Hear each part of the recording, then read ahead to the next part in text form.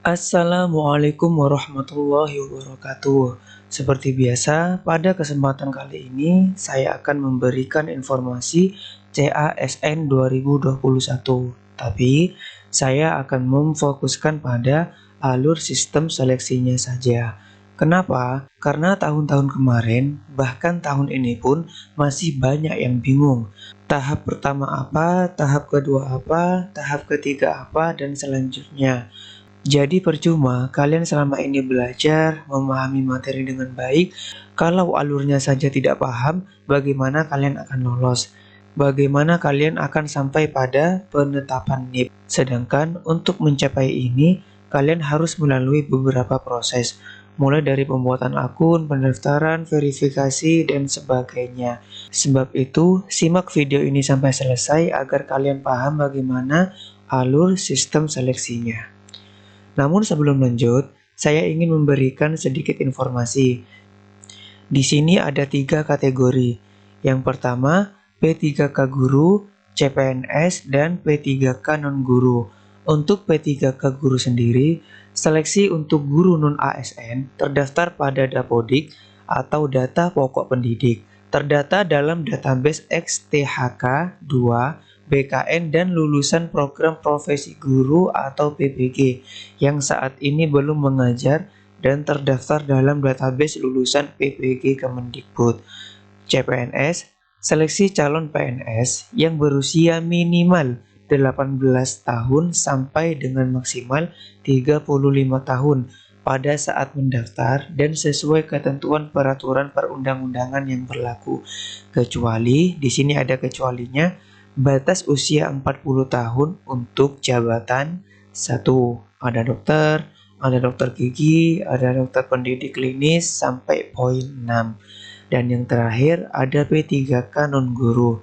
Seleksi P3K yang berusia 20 sampai 1 tahun sebelum batas usia pada jabatan yang dilamar pada saat mendaftar dan sesuai ketentuan peraturan perundang-undangan yang berlaku.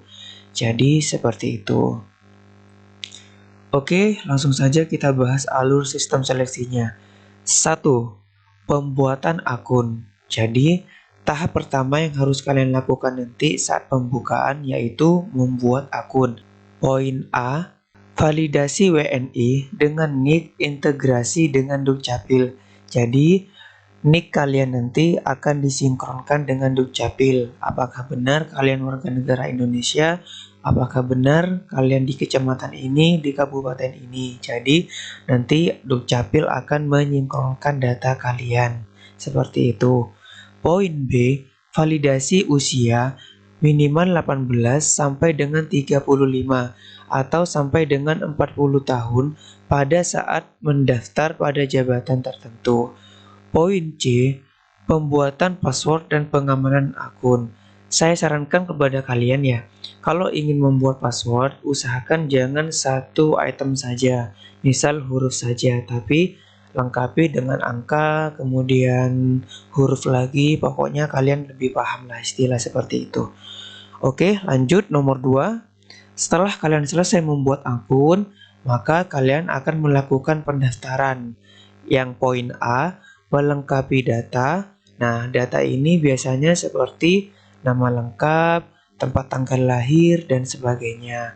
Poin B, unggah dokumen seperti ijazah, seperti SKHU, akreditasi jurusan, dan sebagainya. Poin C, pemilihan formasi.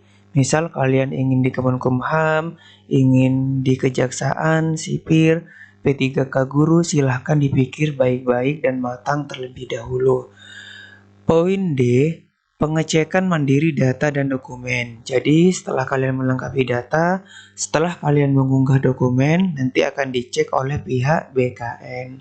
Tahap selanjutnya yaitu tahap 3, verifikasi. Nanti kalau data yang kalian lengkapi itu benar, dokumen yang kalian unggah itu tepat, nanti akan ada 2 kategori, yaitu tidak lolos dan lolos. Misal kalian tidak lolos, nanti akan ada yang namanya masa sanggah. Nah, masa sanggah ini berlaku bila mana kesalahan terdapat dari pihak BKN, bukan pada kalian. Misal kalau kesalahan terdapat pada pihak kalian, maka masa sanggah ini tidak akan berlaku. Seperti itu, teman-teman. Selanjutnya, kalau sudah lolos, kalian tinggal menunggu pengumuman saja. Tahap keempat yaitu pengumuman dan tahap kelima yaitu SKD atau seleksi kompetensi dasar. Nanti akan ada soal TWK, TIU, dan TKP. Isinya itu tentang kewarganegaraan, ada bahasa Indonesia, ada matematika, ada psikologi, dan sebagainya. Jadi belajar dengan baik dan jangan lupa berdoa.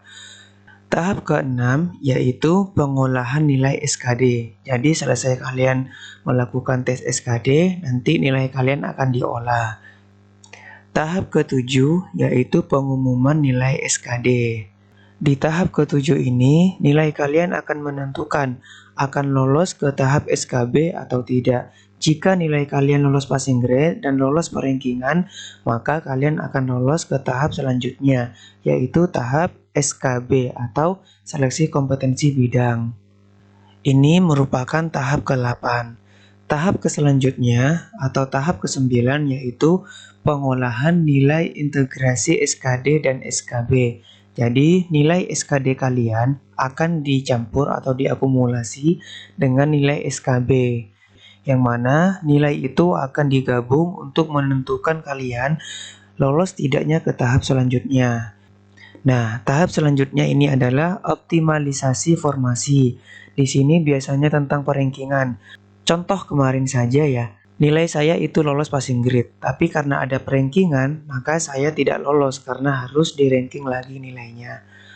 Tahap ke-10 yaitu pengumuman hasil kelulusan. Nah, jadi kalau nilai SKD sama SKB-nya sudah bagus dan nilai perankingannya juga sudah bagus, maka pengumuman hasil kelulusan, seperti itu. Tahap ke-11 yaitu pengolahan nilai integrasi SKD dan SKB. Tahap yang ke-12 yaitu pengumuman hasil kelulusan akhir. Nah, jadi di sini sudah finalnya teman-teman. Kalau kalian sudah lulus di sini, maka kalian bisa sedikit tenang. Tahap selanjutnya yaitu pengumuman kelulusan instansi. Jadi nanti instansi masing-masing akan mengumumkan kelulusan kalian. Tahap selanjutnya yaitu pengusulan penetapan NIP CPNS. Dan yang tahap terakhir adalah penetapan NIP. Artinya kalian sudah resmi menjadi ASN atau PNS dan selamat.